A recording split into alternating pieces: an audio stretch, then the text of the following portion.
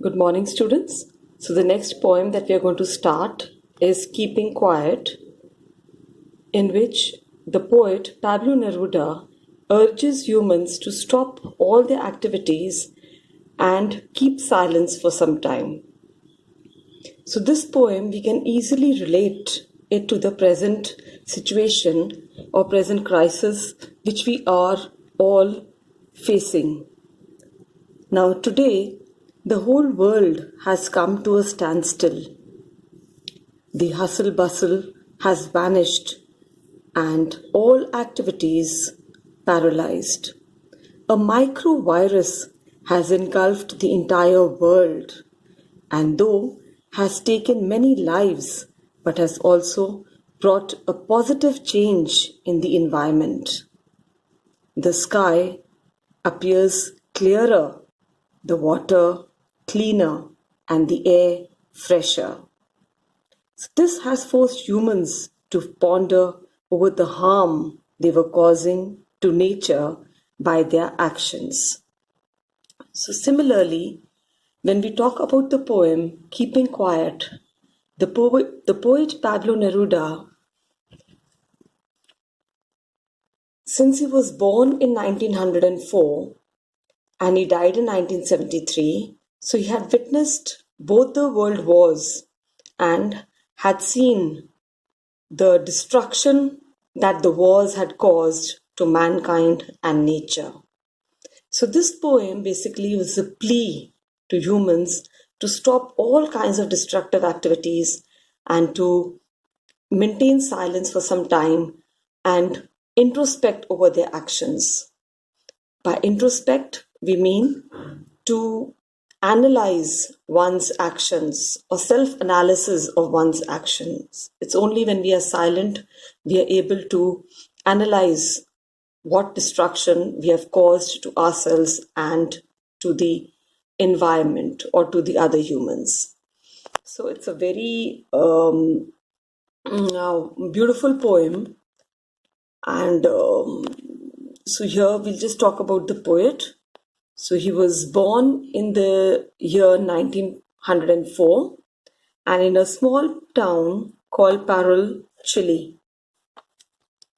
So his real name was Neftali Ricardo Reyes Basalto, but he adopted the pen name in memory of Czechoslovak poet Jan Neruda. So maybe he was a great admirer of Jan Neruda. So after his death, he also adopted his pen name Pablo Neruda. So Pablo Neruda was not only a poet, but he was also a diplomat and a politician. He was even conferred with the Nobel Prize for Literature in the year 1971. Okay, now let's talk about the title, that is Keeping Quiet. I've already explained you, but just let's understand it again. So the title, that is Keeping Quiet, it emphasizes the necessity of quiet introspection and creating a feeling of mutual understanding among human beings. So only when we are quiet and we introspect, we will be able to understand,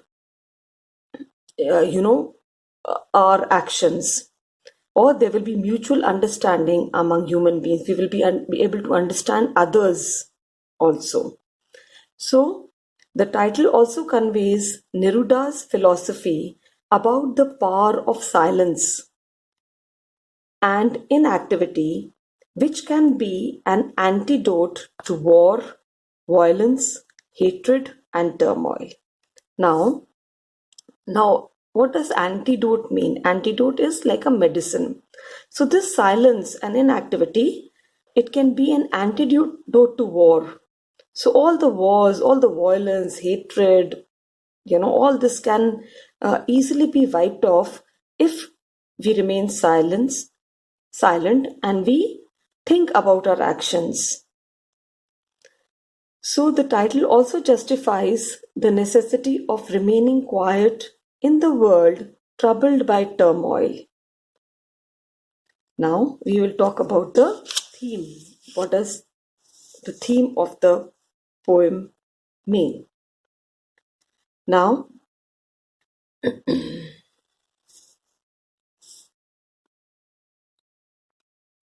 if speech is silver, silence is golden.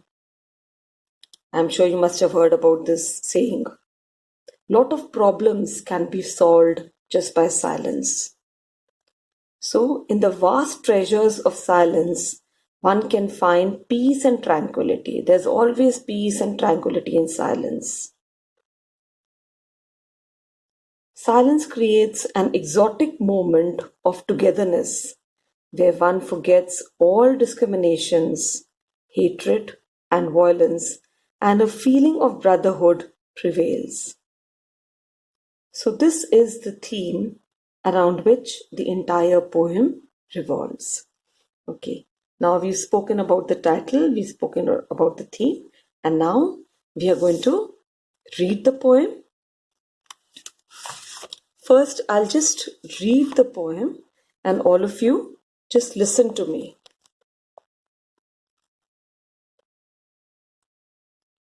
Now we will count to 12 and we will all keep still. For once on the face of the earth, let's not speak in any language.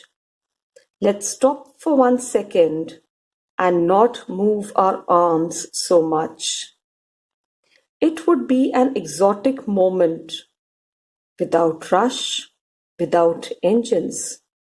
We would all be together in a sudden strangeness. Fishermen in the cold sea would not harm whales, and the man gathering salt would look at his hurt hands.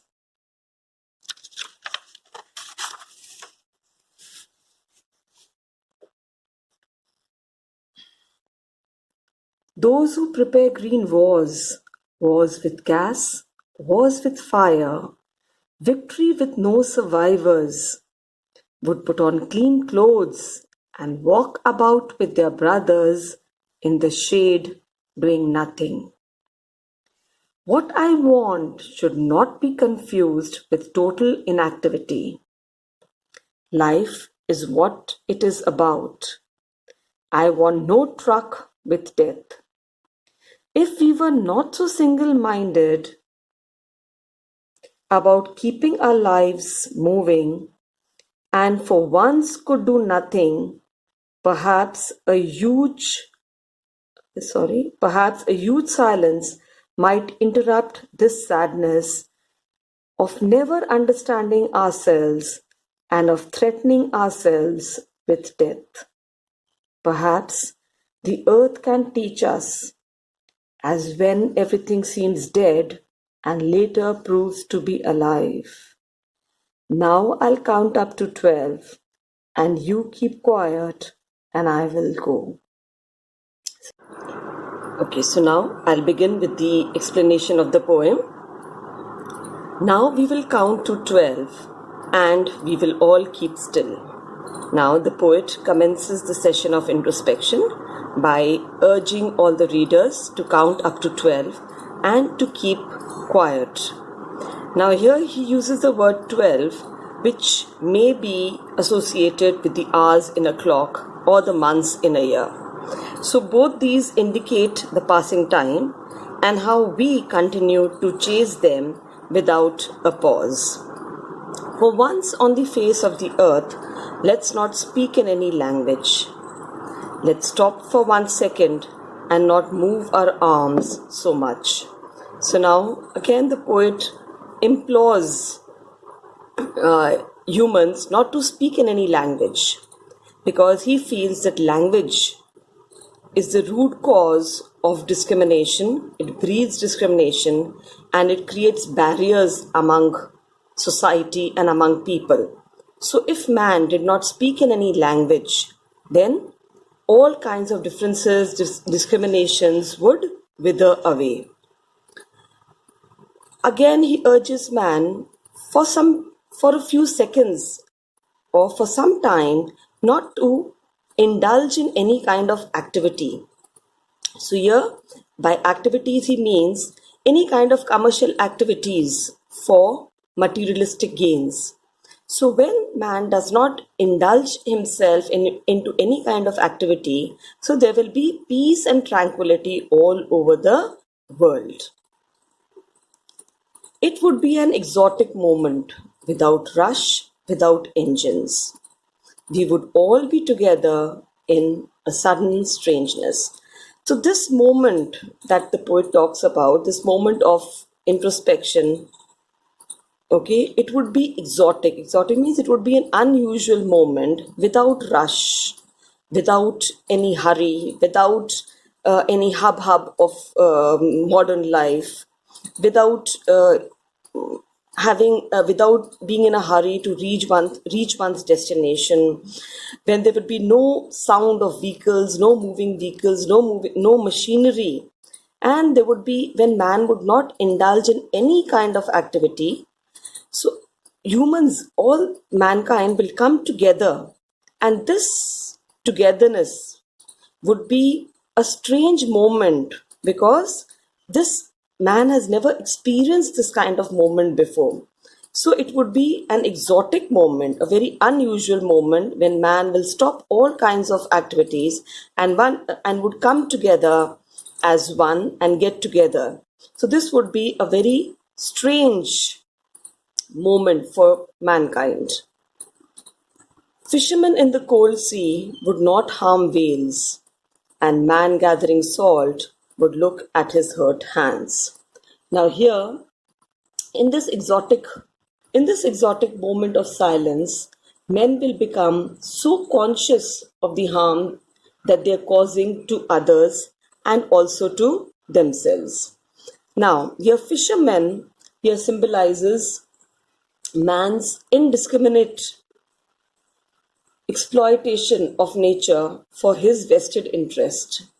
So when fishermen would not harm whales, they will no longer be on the verge of extinction. And the man gathering salt would look at his hurt hands. Now here, the men gathering salt will get some time from the hectic schedule to look at the harm that that the activities that they have been involved in has caused to themselves. Because when they will be quiet in this moment of introspection, they will realize that what injuries, their harmful activities have caused to themselves. Those who prepare green wars with gas, wars with fire, victory with no survivors.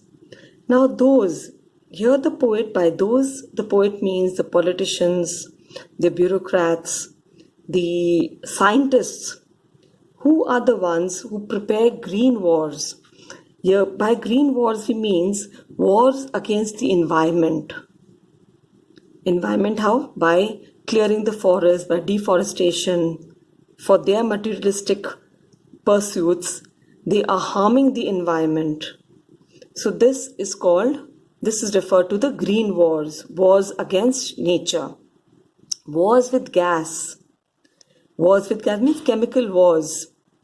Wars with fire, the nuclear wars that man is raging against man, just to show his supremacy over the others. Victory with no survivors. So these wars, man might prove victorious, okay, but the destruction that these wars is going to be so immense that there will be no survivors left to enjoy that victory.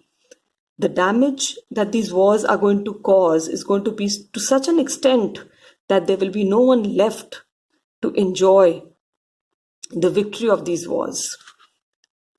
Now, if those men, they stopped all their activities, okay, and if they put on clean clothes, okay, if they stopped all their destructive activities and if they put on clean clothes and walk about with their brothers in the shade doing nothing.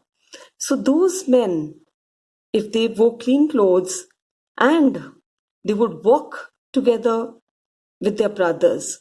So when these wars would come to an end, when in this moment of introspection, man will realize the harm that he's causing to his fellow beings. And when that realization will come, then all the differences will vanish and man will walk together hand in hand with each other, and there will be universal brotherhood all over the world. Bond should not be confused with total inactivity. Life is what it is about. I want no truck with death. So now what the poet is trying to say here is that he does not want this moment of introspection to be confused with inactivity. So he just wants that man should stop his destructive activities.